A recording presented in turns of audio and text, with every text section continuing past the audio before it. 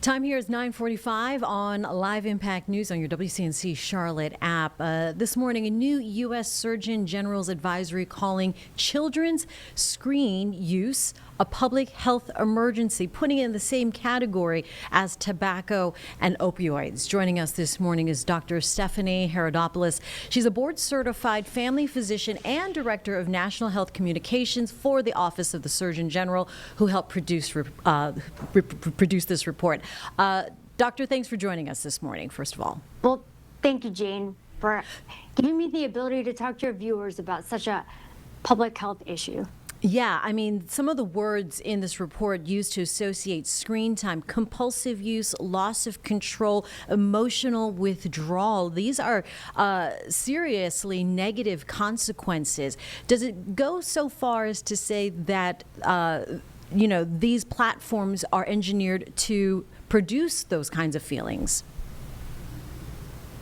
Well, what we describe in this report is multi-pronged, and the neurological addiction of this social media definitely is a known factor. We are seeing that throughout the United States, that these algorithms and infinite scroll and these ability to capture and enhance user use in these platforms is a problem. But let's take a step back and talk about overall what the report shows. We know that not only does it affect mental health, which is depression and anxiety, but it increases, unfortunately, sedentary behavior, which increases obesity.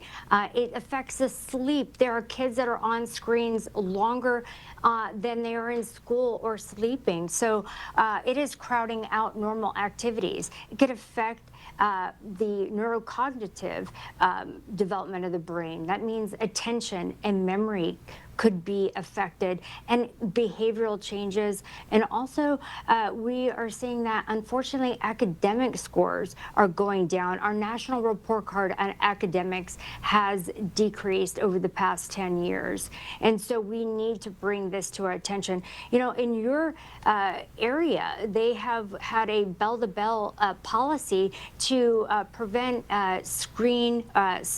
cell phones during instructional use, and you are on the cutting edge. You're seeing a culture shift of movement throughout the United States, with almost half the states doing that very same thing. I think that is a start, but there is more. So with the surgeongeneral.gov website has the advisory as well as the toolkit and what families could do this summer. Oh, yeah. I mean, I've heard many smaller schools, and it comes from the grassroots, that families then start this effort on trying to talk to their schools, and it goes from there, right? All of these that works to the positive to keep the phones and the smartphones especially from bell to bell.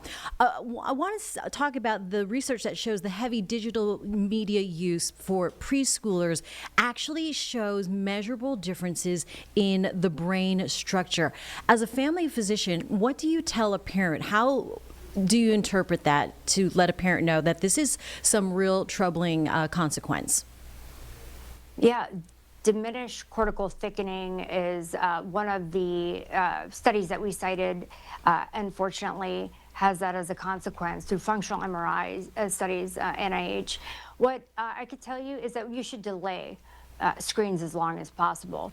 At least to 18 months for even any exposure, but for a cell phone, really, you see some families not giving cell phones until late teenage years because we know that it can affect overall health. But you're right, the younger the age that the cell phone is given, it can affect not only the brain development, but the building blocks that we need for healthy children to have. We really need the brain to develop with arts and crafts and music and exercise and using our imagination and creativity instead of interactive screens. So delay as much as possible with the young children. Yeah, I say that for adults as well.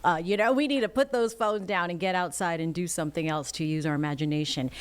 Some of the warning signs, we see the depression, the hidden time use. When does a concerned parent talk to a professional? You know, if the children, the red flags, if they're hiding or lying about how much screen use they're doing, or if you notice that they used to actually engage in connectiveness with friends in sports and have interests outside of what they're doing on their phones and they stop doing it, that's a warning sign.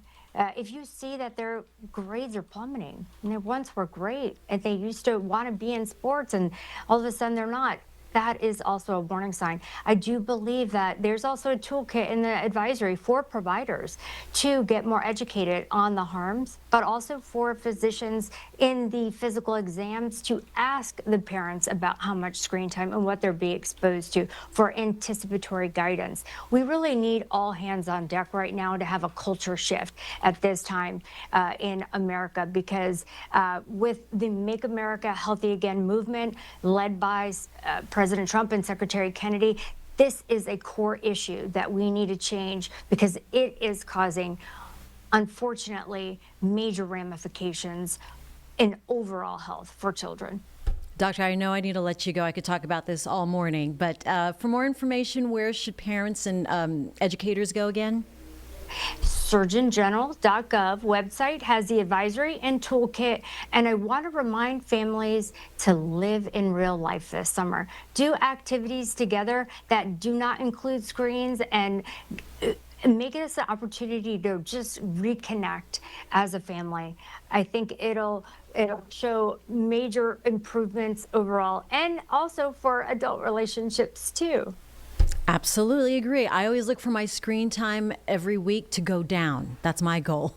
So, Right, know your number. Good. yeah, know your number. Thank you, Dr. Stephanie Herodopoulos from the Office of the Surgeon General. Good information this morning. Appreciate your time. Thank you. And we'll be right back here on Live Impact News.